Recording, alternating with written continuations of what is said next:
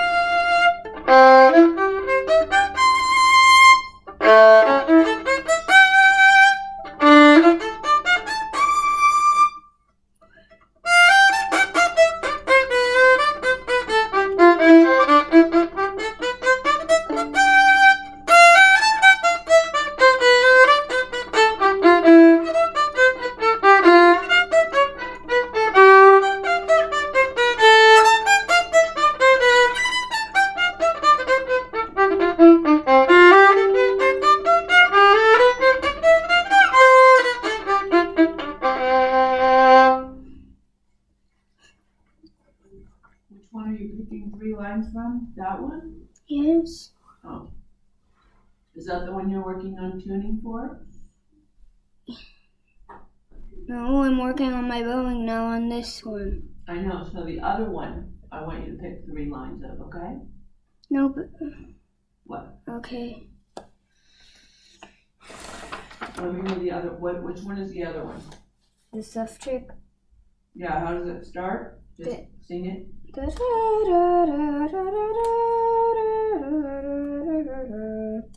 You're still doing that stuff check? What is wrong with it? It's out of tune? I guess when I played it for him, it was out of tune. Well, then pick 3 lines in the middle of it, okay? Okay.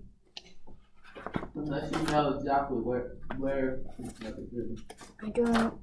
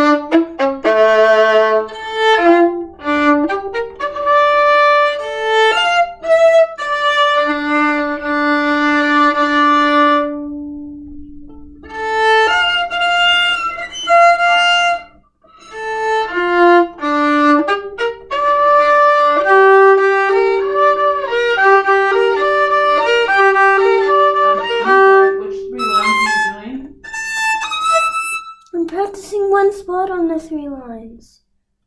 Oh. Because I have to, because it's out of tune. Okay.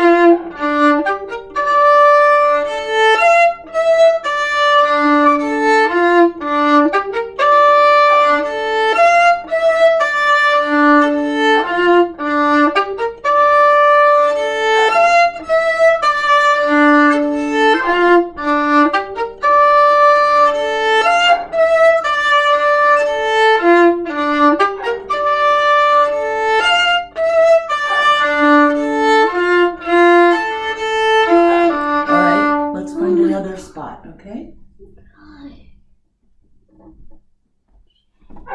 Did I scare you? Yes. Okay. Can I hear this? That's on the 6th one. Oh, you're not playing this one? Not anymore. I'm only doing this one. Okay. Let's hear this measure right here.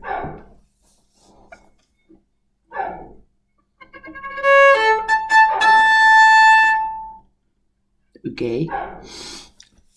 Let's hear this measure.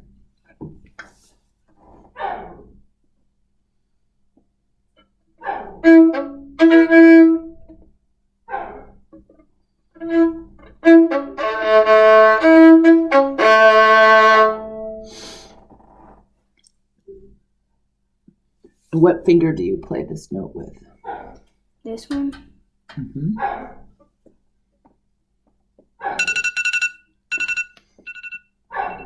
Go ahead, tell me.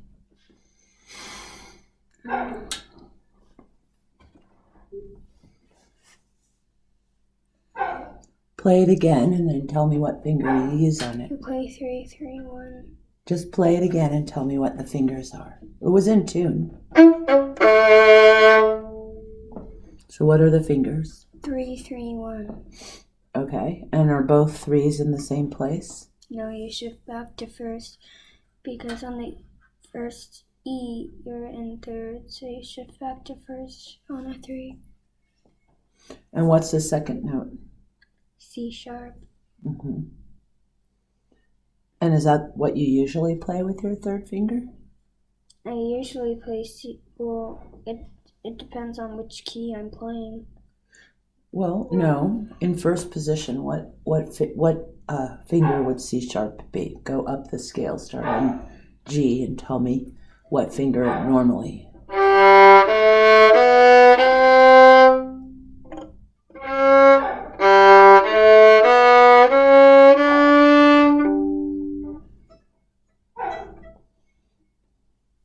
So you would play it with your third finger, but it's different, right? You have to extend it, right? So it's an extension, okay? So I don't know if you usually play it out of tune. You didn't play it out of tune, but it's a little different. It's kind of a tricky thing. Okay, let's hear from this up bow to the end. And see if you can follow the dynamics. See if you can be a little closer to the fingerboard where it says piano and make some kind of crescendo. You know, I'm not sure that your arm is really as long as your bow. Please don't start all the way at the tip, okay? Okay. I mean, it looks like it's just a quarter note. I don't think you're going to need that much No, space. because you lift and then down. Well, still, if your arm isn't strong enough and long enough, you're making it a handicap by pretending it is. Start below the yellow sticker.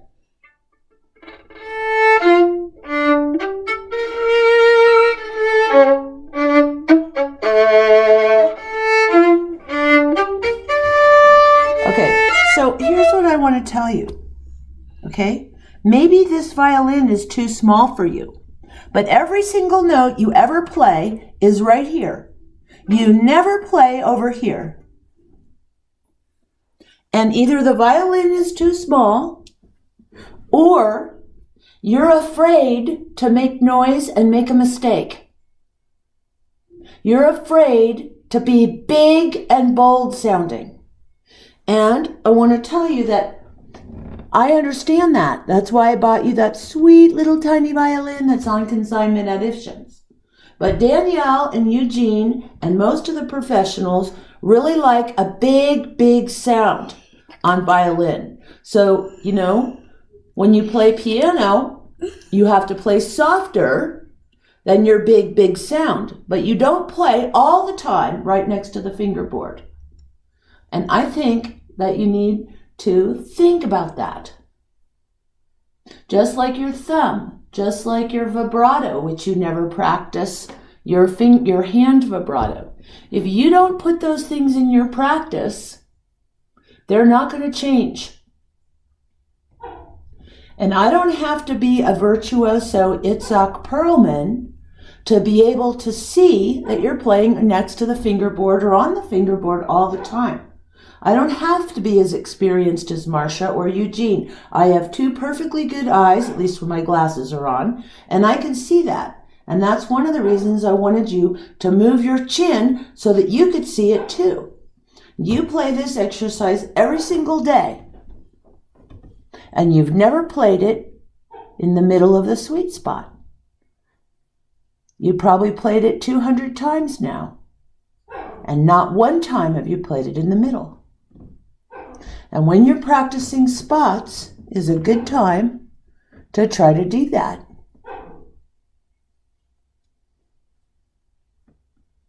You see, we can tell you what to do, but we can't make you do it. You're the only one that can decide, okay, I'm going to keep track of my bow.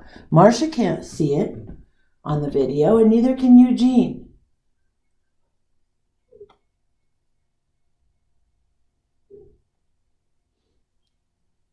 I'm just saying, if you want to really progress on the violin and be able to sound amazing, you're going to have to get every inch of sound out of that violin. And you're wasting all of the sound. You see, this is where the sound is the strongest, right where that little dot is. Well, it comes out here. But this is the dot that's right below where you're playing. And if your bow is here, you're not above the dot, and you're not making the music, forcing it out of here. When you force the vibration through the air hole, you have more power. And when you force it here, you might as well just cover those up with a piece of tape and get half of the sound. And Eugene's violin has a bigger hole there than yours does. And that's why he could get a bigger sound than you. It's not just how long and wide your violin, it's how big the opening is here. And you've got plenty of opening, and all of this opening has to come from the middle. Over here, it gets really soft, and it gets pretty, because soft is pretty. At church I sing softly at church, because my voice isn't high, and I can fake being a soprano. But my voice is not a soprano. I can fake it, and I can hit all the notes, but it's not my real voice. It's called a falsetto. And when you spend your time over here, you're being a falsetto. If you're doing it on purpose, fine. But you're not doing it on purpose because you're doing it all the time. And if you are doing it on purpose all the time, it's wrong.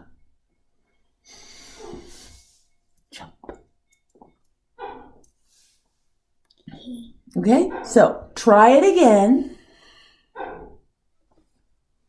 And I would suggest you also, on the other exercise, the one that goes da da da da da da, I suggest you play a scale like that. Bounce your bow and play your scale like that sometime.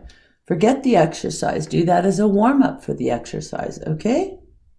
Yeah, and don't start up here. Start here. Your arm is stretched out, your shoulders up, because you're not relaxed on the string. That's where you're supposed to be relaxed, not stretched out. There's no power in that. You should get your smaller bow and play with it for a week, and you'll see what we're talking about. It's right here. Well, I suggest you practice with it this morning and remind yourself how much power you have with a short bow. Should I change now? Mm-hmm.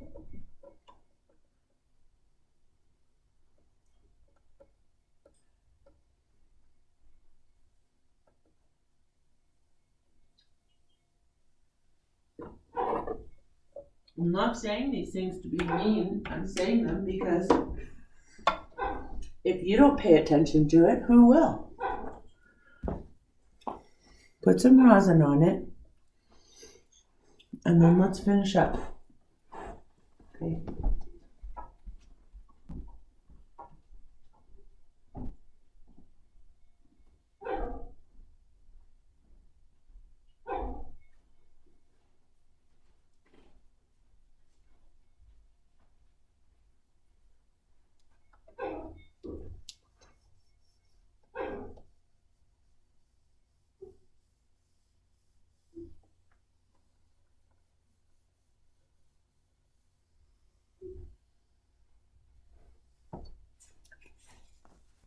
This is as tight as it can go.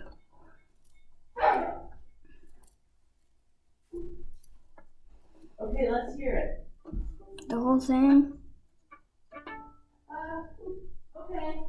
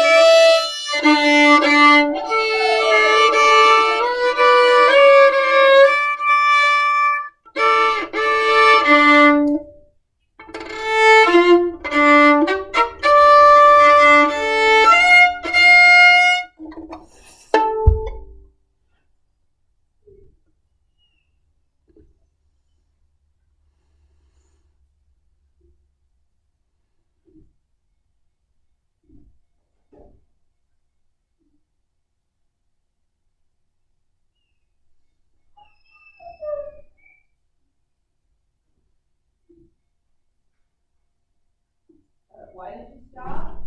I don't know if I stop or not. Okay, well, did you play through the whole thing? Yes. How was it with the bow? Not any better. Well, did you work on keeping it in the middle?